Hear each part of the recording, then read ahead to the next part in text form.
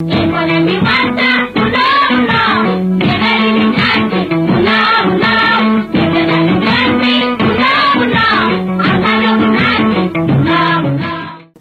ቦሳ አራት ቀበሌ ታዳጊ ህፃናት የኪነት ቡድኖች ጋር ነው ዛሬ ቆይታ የምናደርገው። ስማቸውን በቅደም ተከተል። ስሜ ያደንሽ መኮንን እባላለሁ። ማን ጥላሁን ደመላሽ ግዛቸው እባላለሁ። ሲሳይ በላይ እባላለሁ። ሽብሮ ደሳለኝ። ሶፊያ ኢብራሂም። እንግዲህ ከነሱ ጋር የምናደርገው ቆይታ ይቀጥላል። ስለ ቦሳ ኪነት እናውራ። ጅማ 27ቱም ቀበሌዎች የራሱን የቻለ ህፃናት ኪነት እንደነበረው ይታወቃልና ጅማና ኪነት እንዴት ነበረ? እኛ ህፃናቱን ነው ኪነቱን የጀመርነው። እንሰለጥን ነበረ። የሆነ ያቢዮት እንትን እንሰለጥናለን። ከዛ በኋላ ነው አሰልጣኝ ተመድቦልን መሰልጠን የጀመርነው። መዝሙሩን አሰልጣኞች ደግሞ እንትን ሲያሰለጥኑ ሰልፉን ሲያሰለጥነን የነበረው አንድ ክፍል የሚባል በህይወት የለም መሰለኝ። ከዛ በኋላ ደግሞ ሚሊዮን መኮንን፣ ታረቀኝ ወንድሙ፣ አለማየሁ አሉላ እነሱ ነበሩ የሚያሰለጥኑና በጣም ጎበዞች ነበርን። በጣም አንድ መዝሙር ከወጣ ወዲያውኑ ነው አክት ሰርተን መዝሙሩን ወዲያው ተቀብለን ይሆንሽ ትንሽ ቴፕ ነበረች በሷ ይሰጡናል።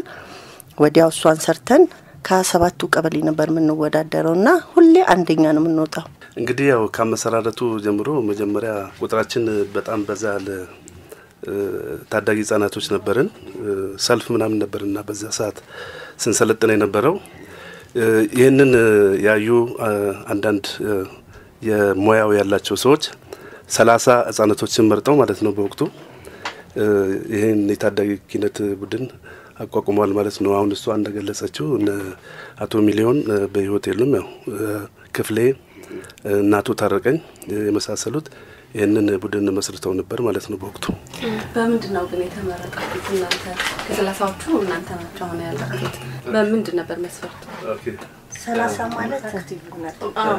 ምን አክቲቭ ሰልፍ ነው መጀመሪያ የሰለጠነው። መጀመሪያ ለስልጠና የወጣነው ሰልፍ ነው። ያቢዮት በዓል ለማድመቅ የመስከረም 2ን ሰልፍ ለመሰለፍ ነው። መስከረም 2ን ሰልፍ ለማድመቅ ብዙ ልጆች ነን ከ100 ምናምን በላይ ልጆች ሰልፍ ለማድመቅ ከሰፈር ተወጣጣን ሰልፉን እየሰለጠንን።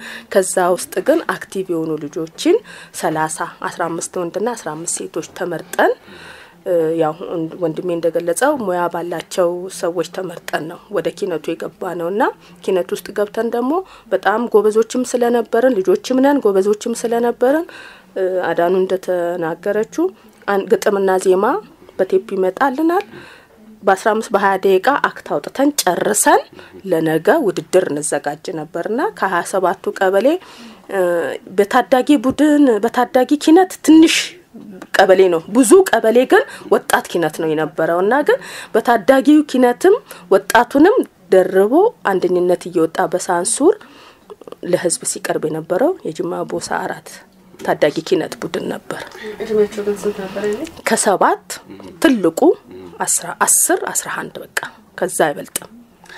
አሁን እንደው አድማጮች ለሚያደምጡን ያኔ በ10 እና እስከ 7 እስከ 10 ባለው እድሜ ክልል ውስጥ ሆናችሁ ቦሳን ተቀላቀላችሁ። አሁንስ በምን አይነት ሁኔታ ላይ ትገኛላችሁ? ካንችል ጀምር። ኦኬ እንግዲህ አሁን እንደምታየን 6 ወይም 5 ሆነን ሳይሆን 30 ልጆች በህይወትም የሌሉ እንዲሁም የተለያየ ቦታ ላይ ያሉ በውጭ ሀገርም ያሉ አሉ። አሁን ትልልቅ ሰዎች ነን። ይሄ ትዝታችን ነው። ልጆችም ወልደን ስራም ይዘን እንግዲህ ወደ ጉልማሳው እድሜ ላይ ያለን ሰዎች ነን። ወዳጅነቱ ግን አሁንም አለ። ተሰባሰባላችሁ ትገናኛላችሁ። ይሄ አብሮነታችሁ ለሌሎች ተምሳሌት ስለሚሆን እስቲ እንደው ሚስጥሩ ቦሳ ኪነት ውስጥ ተደራጅታችሁ ፍቅርን ያን ያደረጃታችሁ እዚህ መቀጠላችሁ ያስተዋጽኦ ነበረው ለአብሮነታችሁ? በወቅቱ የነበረው የአንድ ቀበሌ ልጆች ነን። ሁሉንም ነገር የምንሰራው በጋራ ነው። በነገራችን ላይ የቅርብ ቤት ከተገኘም እዛው ተሰባስበን የተገኘውን በልተን እዛው ነበር ኪነት መዝሙሮችን የምናጠናው እና ፍቅራችን እንደ አንድ አባትና ልጅ ነው። የልጅነትም ጊዜ ስለሆነ የሁላችንም ወላጆች የሁላችንም ናቸው።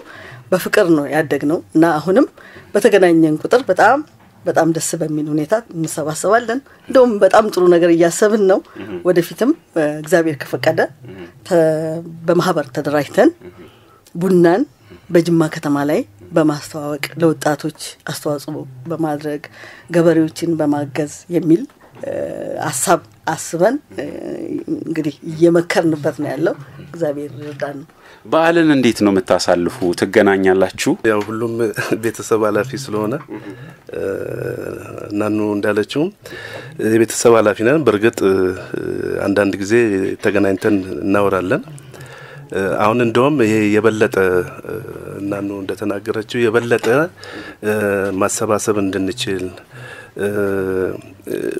ታሪክ ነው ማለት እኛ ታሪኮች ነን ታሪኮች ስለሆነን ታሪካችንን ማስቀመጥ አለብን የሚል ሐሳብ ተወያይተንበት በዚህ ጉዳይ ላይ ማለት ነው ወደፊት የተሻለ ነገር ለመስራትና ራሳችንንም የማስተዋወቅ የተለያየ ነገሮችን ለመስራት በዝግጅት ላይ ነን ያው እየተገናኘን እናወራለን ያው የኪነ ጥበብ አንዱ ትርፍ ይሄ ነው አይደል በተለያየ ጊዜም ስንገናኝ እንደ ቤተሰብ እንሆናለን እንዲሁም ማህበራዊም ህይወታችን በዛው ልክ ይጠነክራል አሁን እንዳላችሁት አሁን እንዳገኘናችሁ የጥንቱን መዝሙር እንደለው መቼም አይደል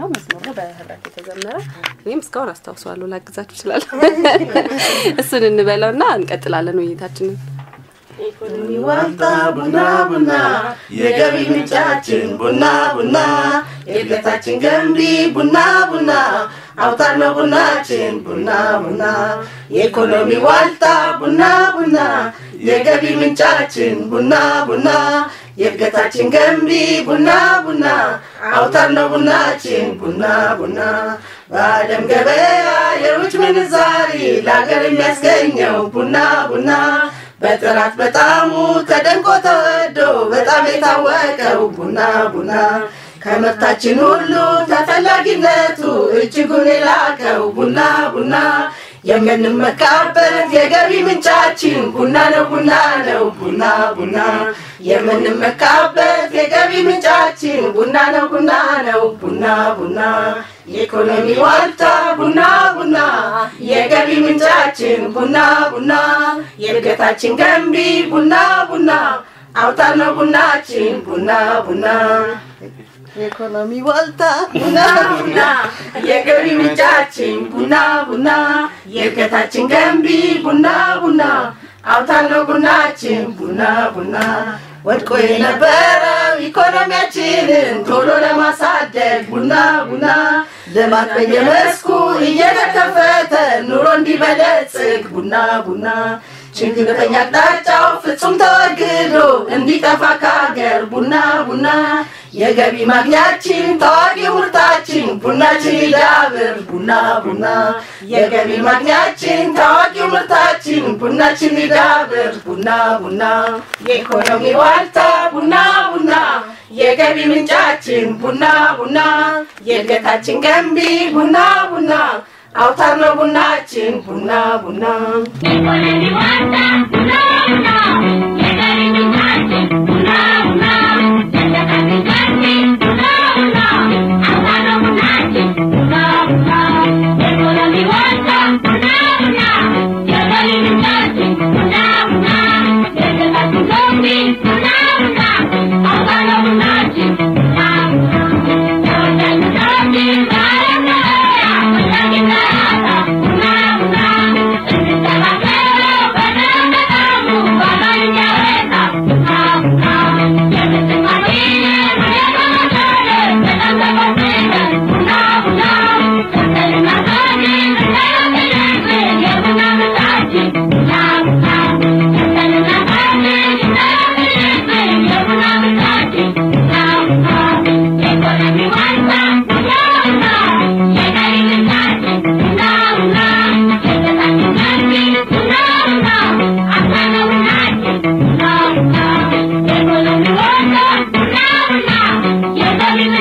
Thank you.